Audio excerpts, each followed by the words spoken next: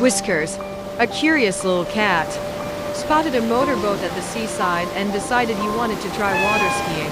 Captain Sam, amused by the idea, fitted him with tiny skis and a life jacket. As the boat sped off, Whiskers wobbled but quickly found his balance.